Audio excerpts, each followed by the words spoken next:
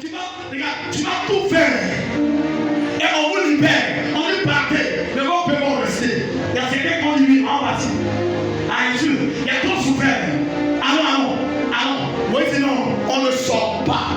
Parce que le Dieu que nous partons servir, c'est un Dieu qu'on attend avec des bœufs, avec des moutons. Et si on laisse ça ici, notre adoration ne montera pas.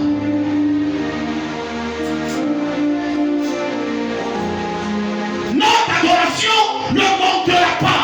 Frères et sœurs, on n'adore pas Dieu les mêmes vides, de la même manière.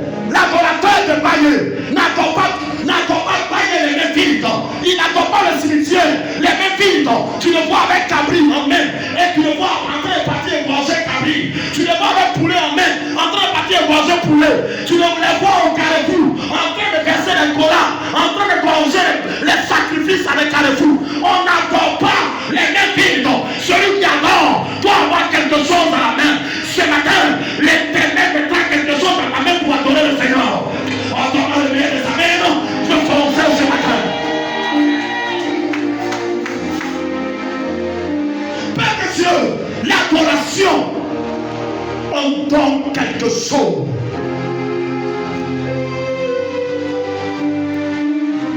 L'adoration, c'est reconnaître Dieu comme le souverain. Par on dit, il est souverain.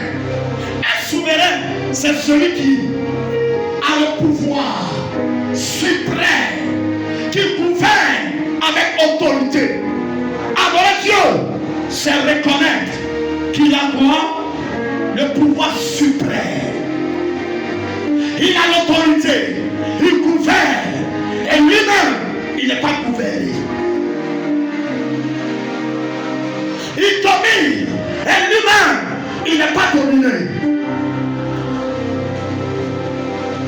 C'est aussi exprimer son amour, sa gratitude, afin d'adorer. Vous voyez, c'est exprimer son amour et la gratitude, afin de servir un seul Dieu. C'est là adorer. Donc le servir qu'on a mis dans la Bible signifie par moment adorer Dieu. Et la question qu'on pose, est-ce qu'on sert Dieu les mêmes vies?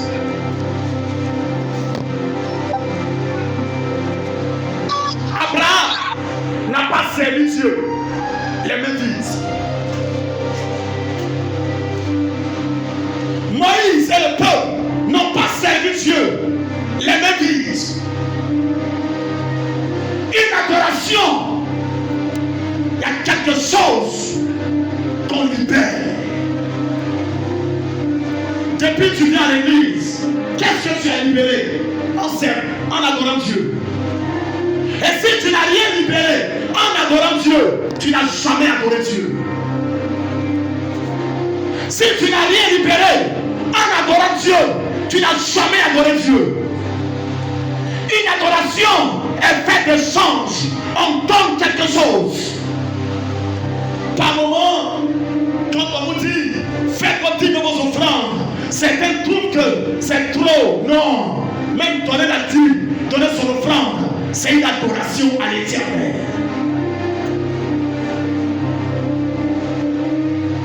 Isaac savait qu'Abraham a oublié quelque chose.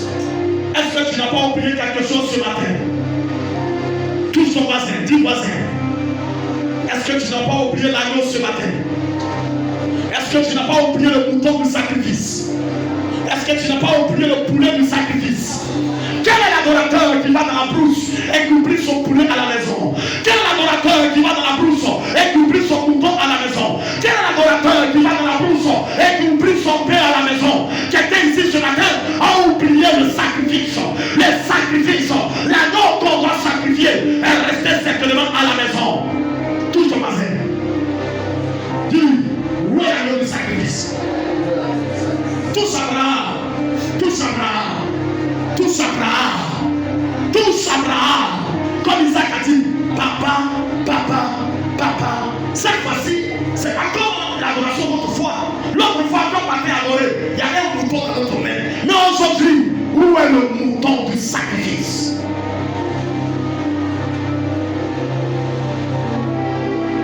Où est le mouton du sacrifice?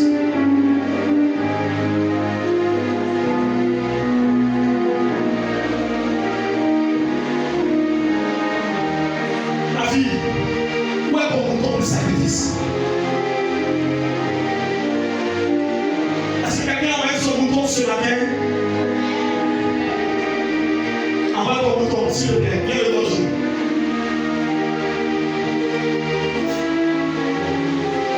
Ne sacrifie pas sur n'importe quelle montagne. Sacrifie sur une des montagnes à Moïse. Est-ce que quelqu'un veut sacrifier son mouton ce matin? Donc c'est pas amen, hein? Viens sacrifier ton mouton. Il y a le temps, on dit, ben, ceux qui sont dans le monde, ils font des sacrifices, ils font ça, c'est les marabouts, c'est les temps. Mais regarde, ils adorent mieux leur Dieu par rapport à nous. Est-ce que tu comprends ce matin? Ils adorent. Il y a une révélation de l'adoration. Et ce matin, je vais donner la révélation ce matin. Ah, il a dû sacrifier son mouton sur le mont Front Passé. Ça se passe pas quelle montagne, c'est la montagne Front Passé. Alléluia. On est sur l'une des montagnes à Morisha. C'est pas n'importe quelle montagne. C'est une montagne à Morisha. Et ici, il y a une montagne à Taloua. L'une des montagnes parmi les montagnes de Taloua. Ici, c'est la montagne Front Passé. Le prophète Front Passé. Et je suis sauvé comme ça. Je sacrifie Isaac. Viens de ton Isaac. Il y a des gens qui nous suivent en ligne. Hein. Tu peux donner ton Isaac. Et sur l'île des montagnes, il y a la révélation derrière ce passage. On n'adore pas Dieu, les mains vides. Quel est le marabout qui part pour aller adorer l'Iroko sans rien en main? On part réveiller l'eau. On est venu t'adorer. Il n'y a rien dans les mains. Le serpent qui est dans l'eau là, il avale quelque chose. Tu lui donnes quoi? Et on voit les chrétiens qui veulent adorer Dieu sans avoir rien en main. Faites l'effort d'avoir quelque chose en main. Nous aurons tout à l'heure une transition. Une transition. Parce qu'il faut un dépassement pour arriver à là où Dieu veut qu'on arrive. Mais cela ne dit pas qu'il faut offrir quelque chose à Dieu sur l'une des montagnes à Taloua.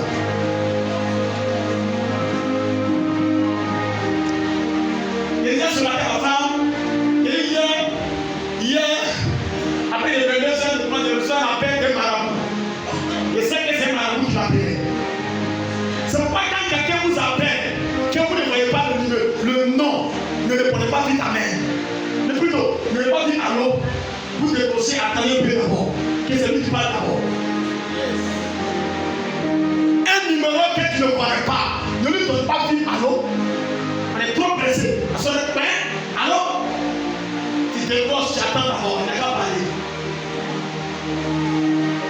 Quelqu'un m'entend? Lève la main comme ça. Et le gars commence à parler son dialecte, pas du tout. Et tu as compris le numéro, il dit, c'est pas possible. Il dit, ah.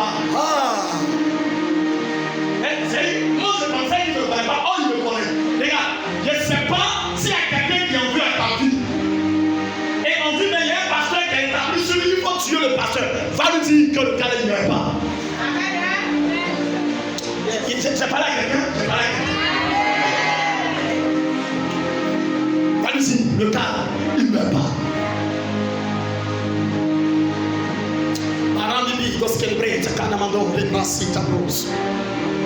Je voulais donner la révélation et je posais la question. Pourquoi les gens adorent quand Abraham partait adorer sur la montagne? Lisons un verset. Je suis pressé de donner la révélation sur la terre. Mais lisons un verset d'abord. Car je fais une transition et un dépassement spirituel. Je peux avancer. Lis avec moi Jean chapitre 4, verset 19 à 24. Plein les yeux. Est-ce qu'on peut se lever ce matin? Jean 4, 19, 24. Seigneur, lui dit la femme. Seigneur, lui dit qui? La femme. Je vois que tu es prophète. Je vois que tu es prophète. Nos pères ont adoré sur cette montagne. Mais pourquoi ils ont adoré sur la montagne? On n'a pas dit qu'ils ont adoré la montagne, mais ils ont adoré sur la montagne. Tout son voisin, dis voisin, la Bible est bizarre. Ils vont faire quoi sur la montagne? Ils ne partent pas pour aller adorer la montagne, mais ils partent pour aller adorer sur la montagne. Excusez-moi, on n'est pas parti au Ghana. On est parti prier sur une montagne. On a parlé vraiment de pratiquer mon chakata. Le soir, on a un programme. Tous les esprits nous étaient soumis. Parce que la journée, on a pris 2 heures, 3 heures, 4 heures sur la montagne. En train de faire ranta bagata. Regarde, je parle à quelqu'un. À la dimension de ta hauteur, les esprits ont vraiment se soumettre. Oh, je ne parle pas aux chrétiens sur la terre. Je vois que la révélation que je donne ce matin est forte par rapport à ceux qui sont devant moi. Je dis, pourquoi on part adorer sur la montagne? On ne part pas adorer la montagne, mais on part adorer sur la montagne. Avance. Femme. Lui dit Jésus. Lui dit Jésus. Recommence. Seigneur. Lui dit la femme. Je vois que tu es prophète. Je vois que tu es prophète. Nos pères ont adoré sur cette montagne. Nos papas, ils ont adoré sur cette montagne. Et vous dites, vous, que le lieu où il faut adorer est c'est Jérusalem. Femme. Lui dit Jésus. Crois-moi. L'heure vient. Où ce sera ni sur cette montagne. Ce ne sera plus sur cette montagne. Ni à Jérusalem. Que vous adorez le Père. Vous adorez ce que vous ne connaissez. C'est que vous ne connaissez pas. Nous adorons ce que nous connaissons. Car le salut vient des Juifs. Mais l'heure vient. Il est déjà venu. Et tous sont passés. Il dit quoi? L'heure vient. Elle est bien venue. Pour les vrais adorateurs. Adorons le Père en esprit. Dieu n'a pas besoin d'adorateurs. Dieu a besoin de vrais adorateurs. Dans le passé, les gens adoraient le Seigneur. Ce n'étaient pas des vrais adorateurs. On dit Dieu n'a pas besoin d'adorateurs. Il a besoin des vrais adorateurs. L'heure vient. Elle est déjà venue. Où les vrais adorateurs adorent le Père en esprit et en vérité. Tu peux t'asseoir, s'il te plaît. J'annonce ce matin la révélation à quelqu'un. Et je dis encore à quelqu'un, frère, pourquoi les gens partent adorer sur la montagne?